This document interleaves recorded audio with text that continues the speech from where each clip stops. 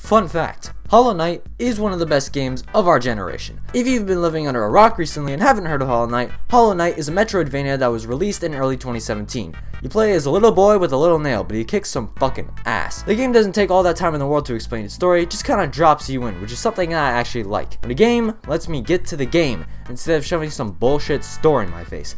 The game starts with your guy looking over some town or civilization, and then he jumps off the cliff and the credits roll as the Hollow Knight kills himself. If that was the case, this would be a different video. Anyways, your character, who we'll call Steve, jumps off a cliff and introduces you to the mechanics of the game. Then you get to a town, Dirtmouth, and you better get fucking used to this town because this is basically your hub world. You meet some old man on drugs who tells you some bullshit tale about how Hollowness is filled with terrorists, but it turns out he's not actually on drugs, and you jump into a well to see what he was talking about. Then the game just kinda lets you go. I actually kinda like this. The game isn't too linear, but it also makes sure you can't go somewhere you're unprepared for.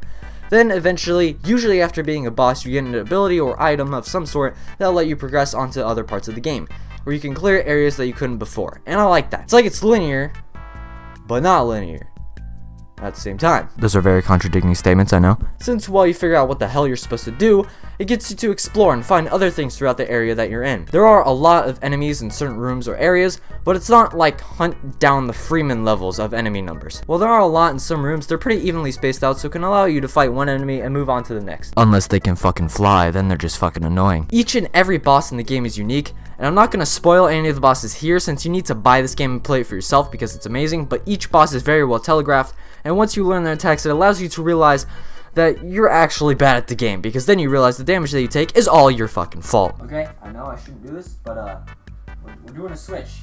We're doing a switch. This fucking shit is fogging up my glasses.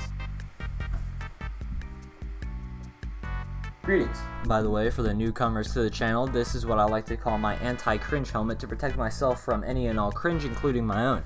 Welcome. Each boss is pretty unique, and I never felt like I was fighting the same boss over and over. Each boss has a nice, cool, and different design, and each attack is fitting to the design as well, and nicely telegraphed, of course. This also translates over to the enemies. There are so many enemies in the game, they are actually incredibly diverse as well. Each and every enemy having their own attacks, and even having ways to keep you from the button mashing. This also translates over to the enemies as well. There are so many enemies in the game, and they're all incredibly diverse as well. Each and every enemy having their own attacks, and even having ways to keep you from button mashing their entire game. For instance, there's a beginning enemy, so no spoilers here, that has a shield. So if you button mash the entire time, he'll block every single one of your attacks. And you gotta be patient and wait for him to attack, which leaves him vulnerable so that you can kill him. Now, I just want to talk about the art style, music, etc. The art style is fucking amazing. It is something quite different, and I haven't seen anything quite like it. While it does make you feel like an edgy teenager, and while I'm also losing my voice, oh god. I've been at this for a while, boys. I've got this horrible cough, or we're still going. This video will be recorded and it will be uploaded, and I don't care how long it takes. It is also amazingly beautiful. I won't spoil any enemies here, but just look at this fucking image. This is my desktop background now. The art style makes me fucking nut. The music is equally amazing. I don't even have to say anything. Just listen to this fucking menu music.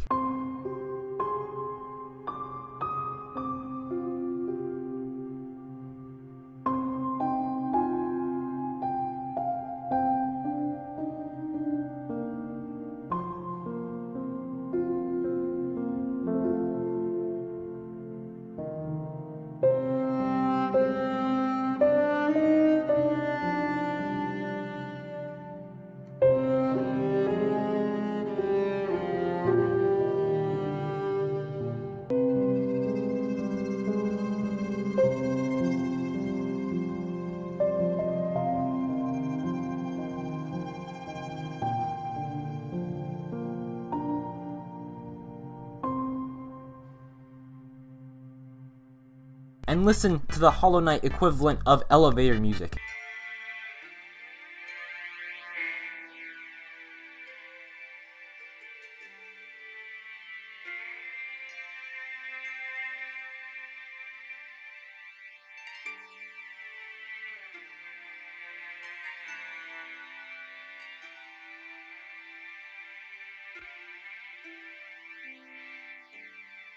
I really don't think I have to say anything, to be fair. Funny and goofy style of the game really helps it as well. For instance, one mechanic has you going around saving caterpillars all around Hollownest. Hello, this is Editor 4KRez. I just looked it up. They're called grubs, not caterpillars. I'm sorry for my stupidity. Please ignore me. Which you can usually find them by listening to their depressed sighs. Another thing is your map.